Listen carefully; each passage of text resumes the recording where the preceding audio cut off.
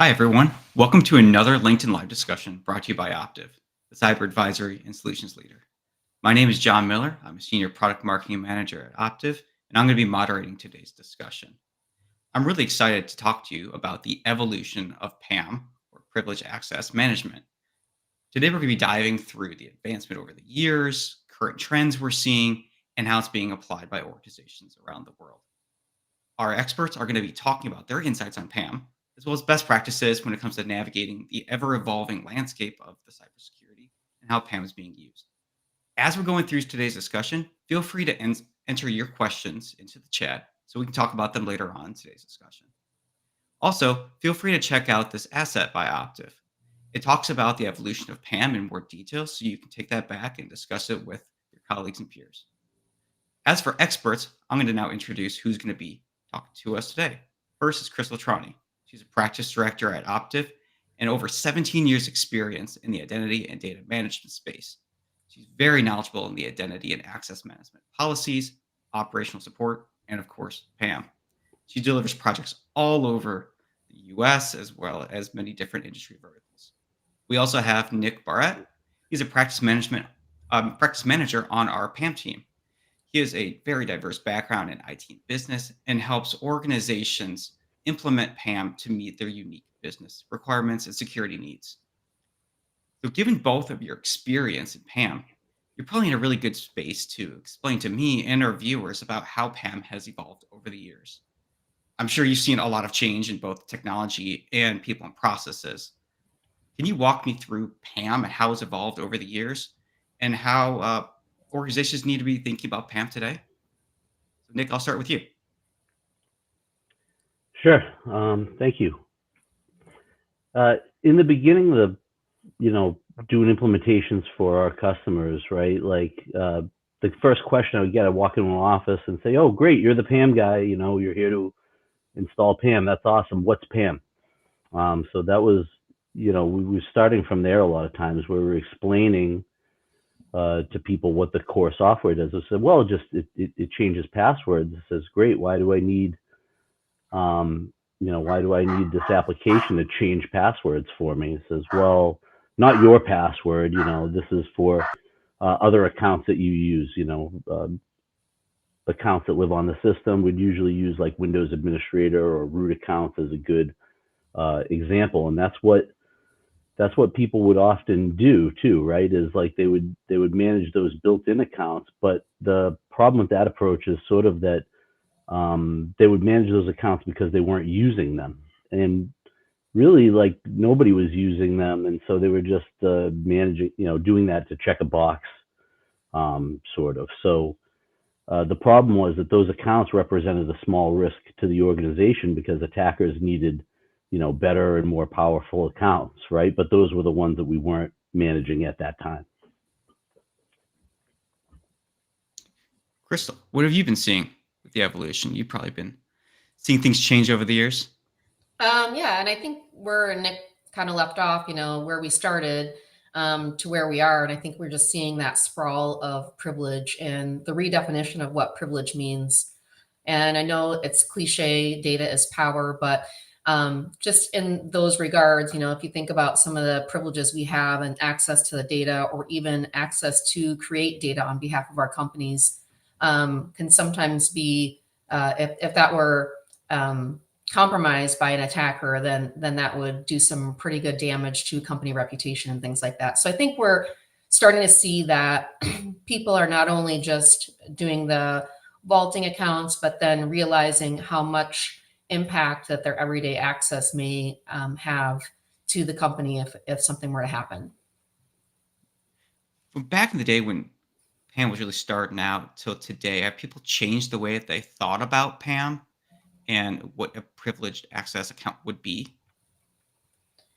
I think, some companies have. I've come from a different company before Optiv. I think financials are a place where people, from a data perspective, we always felt like there was privilege there.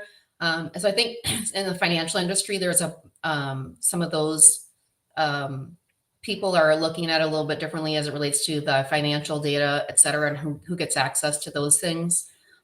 Maybe you think that is a little more like separation of duties, but ultimately this plays perfectly into the way that identity has evolved in general, where it's kind of coming in together, right? PAM was a subset of identity before, and now we're seeing it really just evolve into really that whole fabric where privilege is being used, what people have elevated access, whether you're an HR admin or you have access to the company Twitter account. And I think people are realizing that. It's really interesting thinking how Twitter accounts have become almost like a privileged access where people need to monitor that. I think we've seen in the real world where people take over those accounts how much damage that can do to an organization and their reputation, how much work it takes to clean that up. So, Nick, given your experience with clients implementing PAM, what have you seen organizations focusing on and how they're applying PAM? I think what Crystal was getting at is the number one thing that I see changing. The definition of like what is a privileged account, quote unquote. So your privilege is everywhere, right? And before, this was an IT tool, right? So we would always be working with IT admins, and the target audience for the product would always be some sort of related IT group, whether it was domain admins or DBAs or whatever it was. But it was always an IT focused type of product. And now what we're seeing is it's going sort of organization wide, right? It's like Crystal was saying, like there's accounting tools that could be involved, or it could be your social media. There could be HR tools. So all of these sort of people before that we considered business users, quote unquote, if you will, are now actually, what we're finding out is those accounts can be abused. Like think of the impact of somebody compromising the admin account for your financial system, right? They can get access to a lot of sensitive information about your organization, or if they're there to be more on the destructive side, then they can do that as well.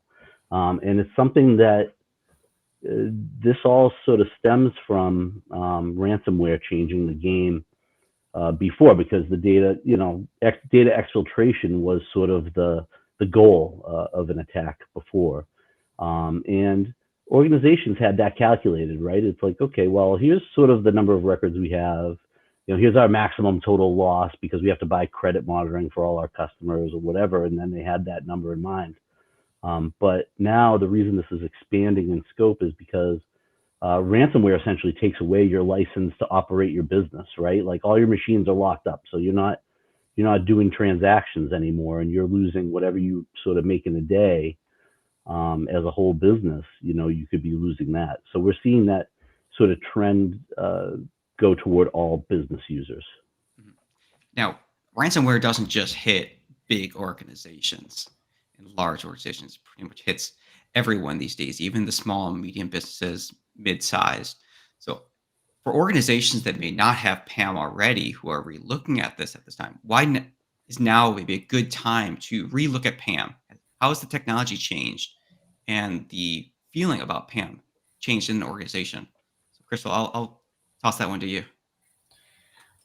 Yeah, so I mean, some of the ways that the technology has changed is I think we're seeing a little more, well, a lot more ability to do the just-in-time access that we talked about. So it really plays into those zero standing privileges. And so for, places that don't have either feel like they have a lot of privilege because they're small or they don't have a large team, that could be a good place to start, is really leaning into the, do you really want to go traditional PAM and vault everything? Or do you have an opportunity to really analyze and say, can I do some kind of just-in-time access, even if you did it in a phased approach? Because what we've learned about PAM projects is it's not necessarily the technology, it's the change that really kind of gets people. So that's when it's really important to have some folks along your side on your team to say, hey, how do we see other people implement some of these things so that it's still safe for your business and you're not, kind of stepping into something that, interrupts business operations, which in turn gets you a black eye, which in turn means that people don't really love having your projects implemented. So you want that to have those little successes, but I'm seeing some of that. And then I would say what I really like that's coming out is all the analytics. And so I think we've seen some previous opportunities where there were some on-premise things that had analytics. Now you're seeing a lot more cloud products that incorporate analytics, and analytics that actually inform the user, not just alert until you're tired of seeing it and shut it off, but tell you what the alert is and what the concern is, like why that's a concern, which I think is really closes the loop for a lot of users, so they don't have to know every vulnerability and why that's important. Right. So we just had a question come in and speak about just in time. Does just in time lend better to an on-prem PAM environment or implementation, or a SaaS environment? Throw out to Crystal, since we were just talking about just in Yeah, time. I mean, I'll take it. I thought maybe Yeah. Nick looked like you maybe had a thought about it, but I mean, I don't think there's any difference, right? I feel like the just in time it's a little more process related than it is,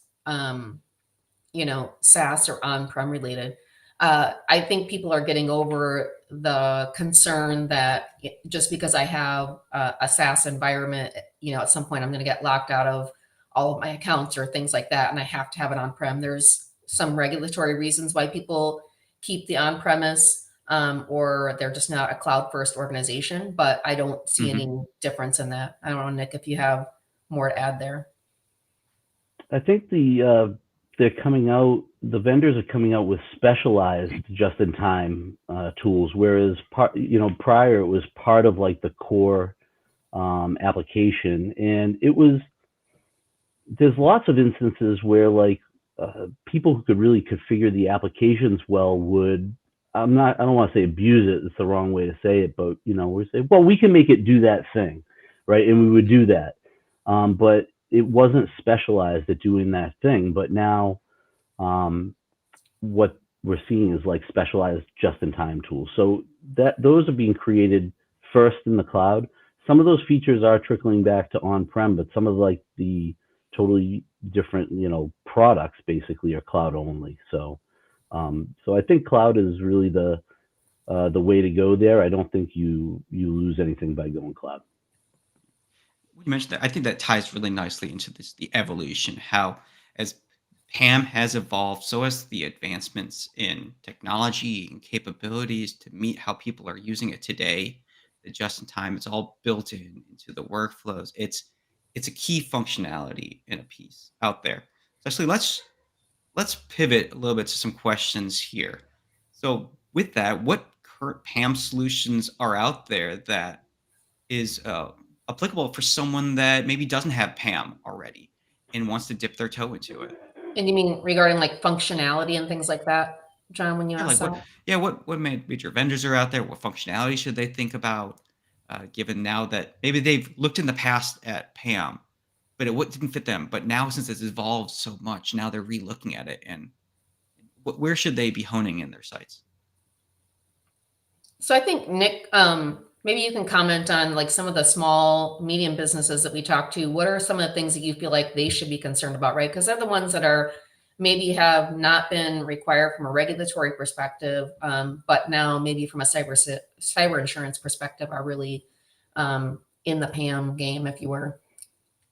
Yeah, cyber insurance has been a huge driver, and I think what people should be looking at from a vendor perspective is the entirety of the platform.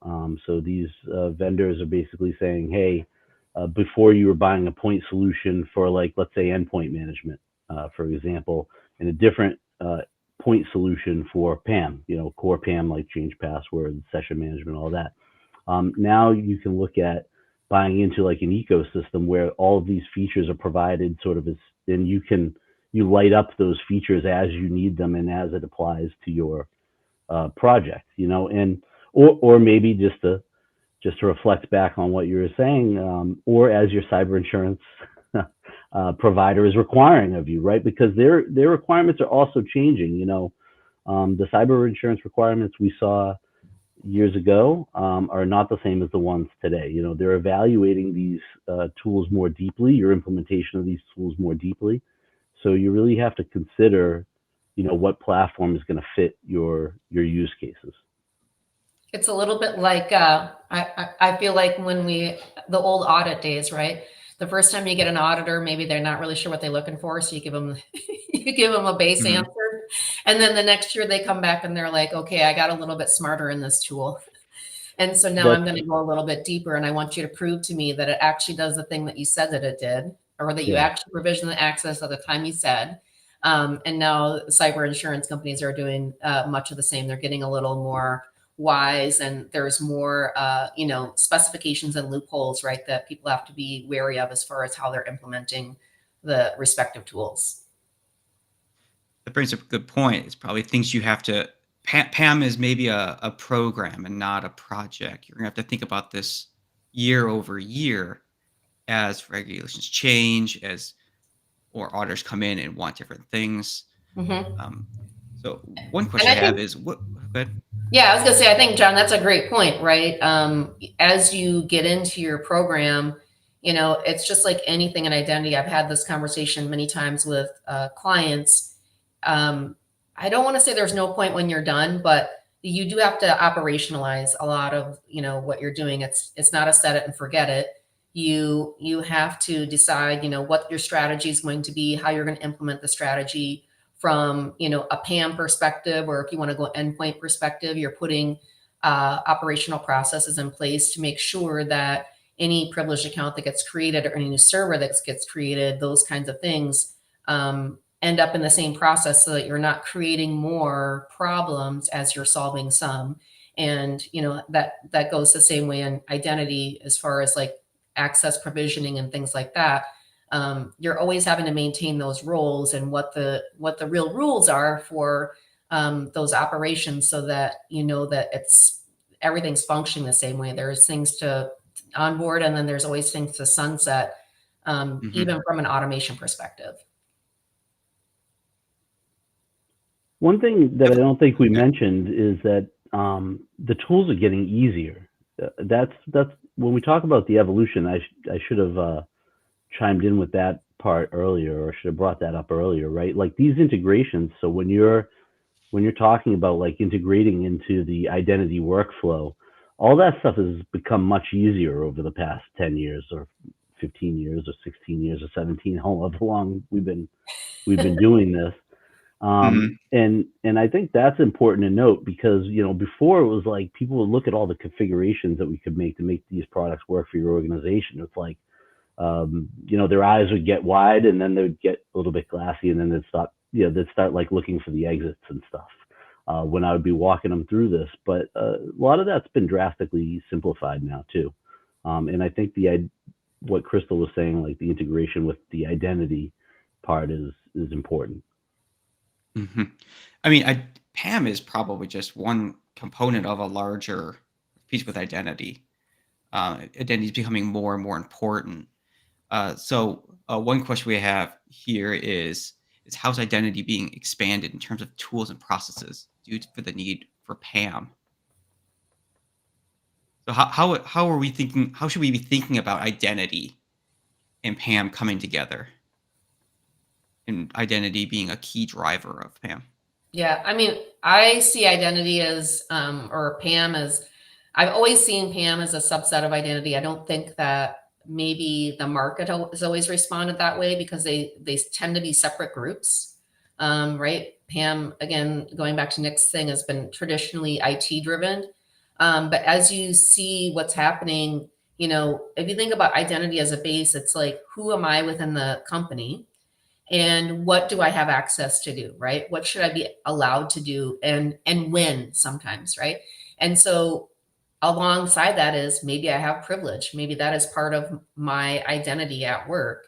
And how does that function? And if we go back to earlier when we were saying, how you could leverage just in time access, I could literally have zero standing privileges, still maintain my same job within my company. And then when I have to log in, once a year to do something on a server, it just elevates automatically, right? And then gets rid of it. And I don't have to deal with all of the rest of my manager checking and saying, yes, I still need that access, and all that other stuff. So Mhm. I think it folds really nicely into identity, and in my identity opinion. I feel like I've been doing this a long time. So, Mhm. it for me, it was like an easy step over to, privilege from like the identity fabric. So we have a question here from Sean, and it sounds like for what are some prerequisites to think about as an organization is looking to address PAM? Is there anything you need to have completed or ready to go before you go and jump into bringing on a PAM solution? And what might those prerequisites be? Oh, Nick, I'll start with you. Yeah, I think you have to, your initial project is important. And when you're implementing a PAM tool for the first time, there can be like a little organizational static, or people are like, hey, what is this? You're taking our, passwords away from us, whatever it is. So the prerequisites for me is like, hey, let's define a small, a tightly defined project. Like, we want to target these accounts in phase one, these accounts in phase two. And then that way you can show that progress, right? Like, what we want our customers to do is be able to say, okay, we set out to do this small chunk, and now we've done that. It's worked well. Improve that, right, to sort of their internal customers, if you will. And then, okay, and move on to the next one. And you can trust this system, and you can rely on this system. And look, we have, other groups that have been using it and stuff like that. As far as from a technical perspective, I don't think there's necessarily a lot that you can do to prepare for that. There may be. I mean, Crystal, I'll give it to you if you think there's some maybe more technical items that you'd like to see customers prepare. More technical or less? Or other ones as well. I always feel like communication is the biggest one, to be honest. One of the best conversations that I've had on the consulting side was with a client who, like Nick was saying, they had a very defined scope. We had outlined it as such. We got into the kickoff call. They invited all the friends. And somebody got off on a little side story about, hey, when are we going to do this for XYZ, which was out of scope. And I was so proud of the stakeholder. He came in and he said, that's out of scope for phase one. We're going to put it in phase two. And one of the very first conversations that I remember having with this gentleman, I always ask, how much have you talked about this internally? And he said, we have talked about this. Everyone knows that it's coming. And, I think that really showed in that moment that they had talked about it, that most of the people on the call knew what the focus was, and that he maintained that focus. Now, if you've seen a couple of my other conversations that we've had or talked to me at events, I say a lot of goals of like being able to pivot to a new end goal is always a good thing as well in identity, because things happen and business requirements change, right? The needs of the business sometimes pivot. And so sometimes you go in there with a set scope and you do change, and you change it on purpose. But I think that is one of the things, is knowing what you're going after, being able to communicate that. And if you are going to shift, then make sure that it's for a good reason. And you can either defer the other thing to a different phase, et cetera. And I think we're pretty good about advising our clients as well on why things are separated. But when it makes a business sense to pull a certain use case from phase 3 to phase 1, we can do it. You just have to know and communicate. Speaking of use cases, kind of one of the last thing I want to ask you is making PAM real. We've talked a lot about how PAM has moved over time and evolved in different ways. Organizations are thinking about it, but what are some real life applications of PAM that show how organizations are using it today? So I'll also start with you, Crystal. So real client stories about PAM. I mean, gosh, we have so many stories that we have going on. I mean, I think, they're doing some of the traditional use cases. We're seeing people go more into those application areas, or service accounts is a really big one that it feels like right now. And usually those are more complicated conversations because, let's be honest, we create a service account and then nobody really remembers what it was for, and we didn't label it, and it doesn't have an owner, and maybe that person left the organization. So there's all sorts of little nuancy things, or we've leveraged it several places. for several different applications within the organization. So you're not really sure what's going to break if you start rotating that. And it becomes very concerning for the clients because they don't want to shut off their operational items, obviously. Right. And so, again, another famous thing that I said that everybody cringes is at my previous job, we would do a whole campaign about service accounts, and we would find an owner, and if the owner didn't exist, you basically had 30 days.